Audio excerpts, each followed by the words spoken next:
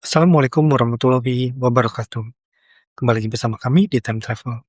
Rahayu dan salam sejahtera untuk kita semua. Di dalam sejarah manusia, kemenangan hampir selalu terlihat sederhana. Dan selalu ada perang-perang besar yang mengubah arah peradaban. Namun sejarah jarang mau menceritakan satu hal yang paling penting. Bahwa setiap kemenangan besar selalu dibangun di atas harga yang sangat mahal. Begitu pula Bharatayuda.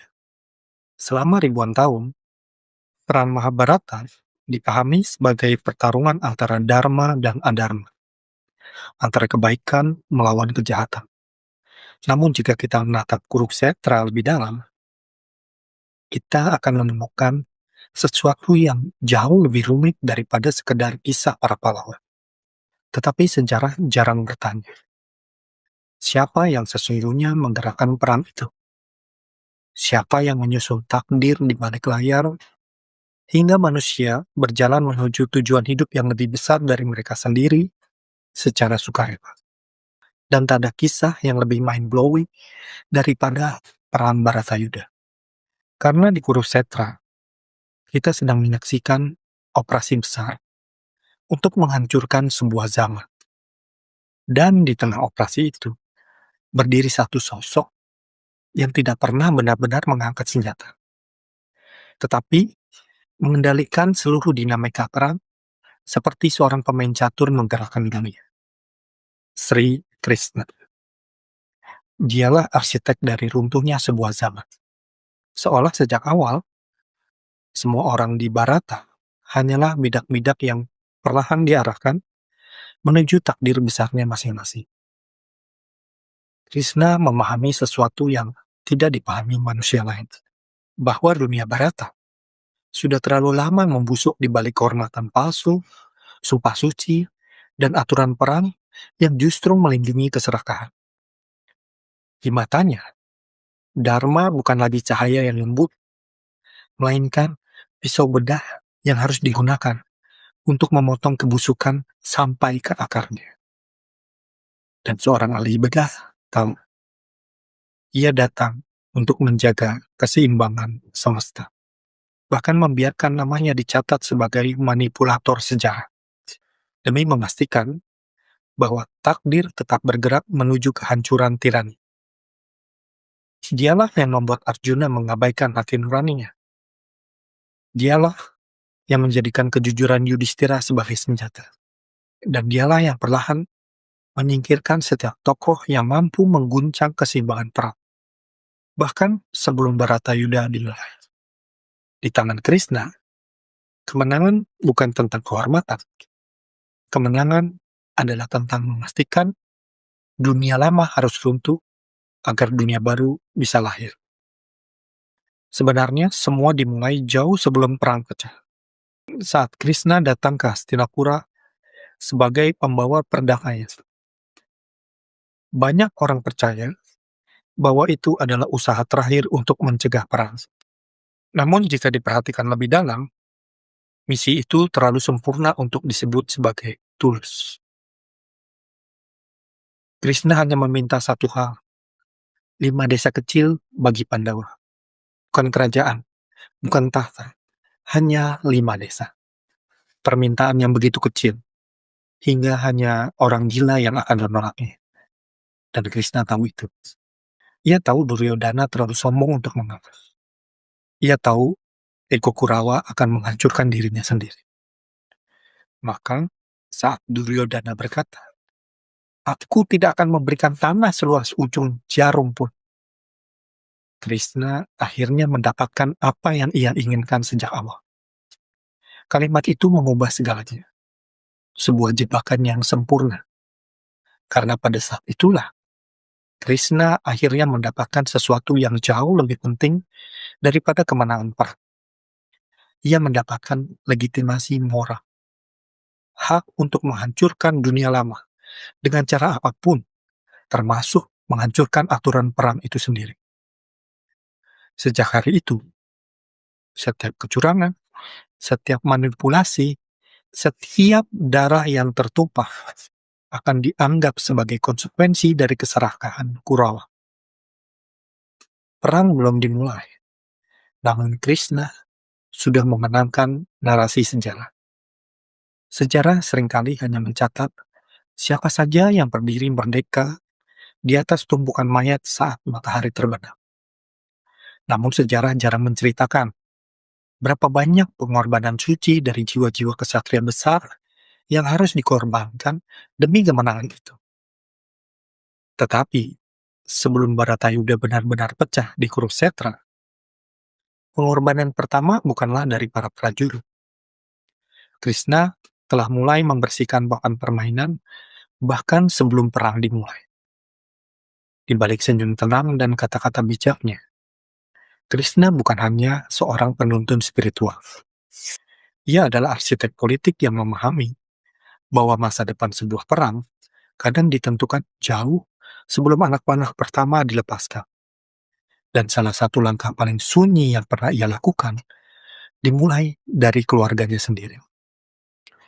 Saat itu, kerajaan Dwaraka berada di persimpangan yang sangat berbahaya.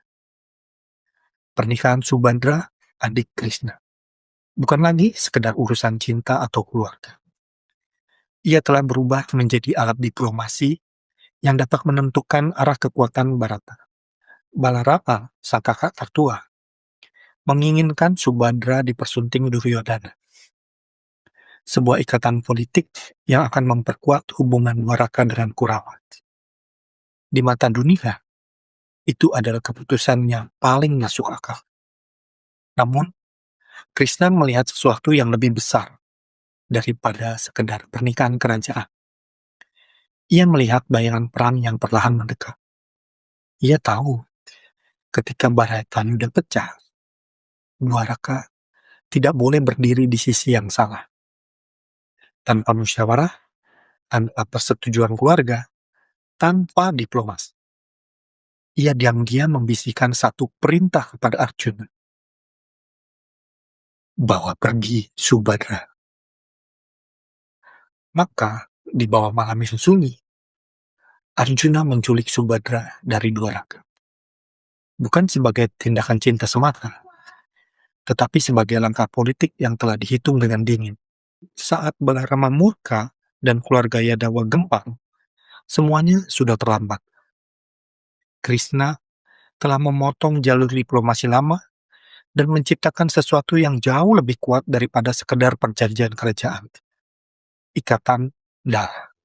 Sejak saat itu, Pandawa dan Dwaraka tidak lagi terhubung oleh aliansi politik, melainkan sebagai sebuah keluarga.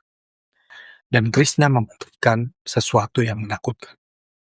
Bahwa baginya, hubungan keluarga, tradisi, bahkan kehormatan, hanyalah bidak yang bisa digeser demi menjaga keseimbangan takdir yang lebih besar. Karena Baratayuda membutuhkan darah pertama. Dan darah itu datang dari Irawan, putra Arjuna. Dalam beberapa tradisi India di selatan, para Pandawa membutuhkan pengorbanan manusia demi kemenangan perang. Irawan mengetahui nasibnya, namun ia tetap menerima. Karena di dunia Barata, bahkan Dharma sekalipun, ternyata membutuhkan sesuatu pengorbanan suci. Dan dari sinilah strategi perang benar-benar dimulai. Krishna menyingkirkan mereka yang terlalu kuat dan sakti, terlalu murni, atau terlalu berbahaya dan sulit dikendalikan oleh takdir perang. Dalam tradisi pewayangan Jawa, ada nama-nama tokoh yang bahkan tidak diizinkan hadir dalam perang Baratayuda. Antareja, Antasena, Wisaldeni. Hanya karena mereka terlalu kuat dan sakti. Antareja, putra Bima dari bangsa naga, memiliki kesaktian yang mampu mengguncang bumi. Antasena menguasai samudra dan hampir tidak bisa dibunuh. Sedangkan Wisanggeni, putra Arjuna berdarah setengah dewa, adalah anak api yang bahkan diramalkan mampu mengguncang kayangan. Jika mereka turun ke Baratayuda, Kurawa akan hancur terlalu cepat. Kehadiran mereka membuat ketidakseimbangan takdir perang. Jika mereka turun ke medan perang, Baratayuda akan selesai terlalu cepat. Maka, satu persatu mereka disingkirkan. Ada yang dipanggil kekayangan, ada yang moksa, ada yang menghilang dalam pertapaan. Seolah-olah perang ini bukan sekedar perang manusia. Ini adalah perang takdir. Bahkan para pahlawan pun bisa disingkirkan sebelum sempat mengangkat senjata. Dan takdir semesta membutuhkan keseimbangan. Lalu ada Barbarika, cucu Bima, putra dari Gatot Kaca. Kesatria muda dengan 3 anak panah sakti yang mampu mengakhiri perang hanya dengan satu serangan dalam hitungan menit. Namun Barbarika memiliki sumpah yang sangat berbahaya. Aku membawa kekuatan yang akan berpihak pada yang tertindas. Ia akan selalu membela pihak yang lemah dan tertindas. Dan Krishna segera melihat bencana di balik sumpah itu. Jika Barbarika turun ke medan perang, ia akan terus berpindah ke berpihakan, membantu yang kalah, menghancurkan yang unggul. Setelah yang kalah menjadi unggul, dia berpindah lagi. Perang tidak akan pernah selesai. Sumpahnya hanya akan menghancurkan kedua kubu hingga habis. Maka, sebelum perang Baratayuda dimulai, Krishna meminta pengorbanan suci Barbarika, yaitu kepalanya. Dan yang paling tragis, Barbarika menyerahkannya dengan sukarela. Krishna membuat Barbarika memahami bahwa pengorbanannya adalah satu-satunya jalan menjaga keseimbangan dunia. Tubuhnya roboh, namun kepalanya tetap hidup. Lalu kepala Barbarika diletakkan di atas bukit untuk menyaksikan seluruh perang Baratayuda yang akan berlangsung. Sebelum dunia menyaksikan pertumpahan darah di Kurukshetra, Krishna sudah lebih dulu bergerak dalam bayang-bayang. Karena ia memahami sesuatu yang tidak dipahami para kesatria Barata. Bahwa perang besar tidak hanya ditentukan oleh siapa yang paling kuat, tetapi oleh siapa yang berhasil menghapus ancaman sebelum perang itu dimulai. Dan salah satu ancaman terbesar itu bernama Jarasandha, Raja Magadha. Penguasa yang begitu kuat hingga kerajaan-kerajaan lain memilih tunduk daripada menghadapi murkanya. Ia bukan sekedar raja, ia adalah pusat kekuatan yang mampu mengubah keseimbangan seluruh Barata. Namun masalah terbesar Jarasandha bukan hanya kekuatannya. Ia berdiri di luar kendali Krishna. Dalam perhitungan Krishna, jika Baratayuda dimulai sementara Magadha masih berdiri di bawah Jarasandha, maka Pandawa akan terjebak dalam perang dua arah yang mustahil dimenangkan. Dan karena itulah, Jarasandha harus disingkirkan. Tidak ada deklarasi perang. Tidak ada pasukan besar yang bergerak menuju Magadha. Tidak ada panji-panji kehormatan berkibar di medan tempur. Karena Krishna tidak membutuhkan legitimasi perang untuk menghancurkan seseorang. Ia hanya membutuhkan hasil akhir. Maka pada suatu malam, Krishna datang bersama Bima dan Arjuna, menyusup ke istana Magadha dengan penyamaran sederhana. Bukan sebagai raja, bukan sebagai panglima, melainkan sebagai pendeta pengembara. Dan disitulah kelihayan Krishna bekerja. Ia memahami satu kelemahan Jarasandha, kehormatan religiusnya sendiri. Sebagai raja yang terikat adat suci, Jarasandha tidak dapat menolak permintaan duel dari tamu yang datang secara terhormat. Tanpa menyadari jebakan yang telah disusun sejak awal, ia menerima tantangan itu. Lalu pintu istana ditutup. Tidak ada saksi, tidak ada prajurit, tidak ada sejarah resmi yang mencatat bagaimana pertarungan itu berlangsung.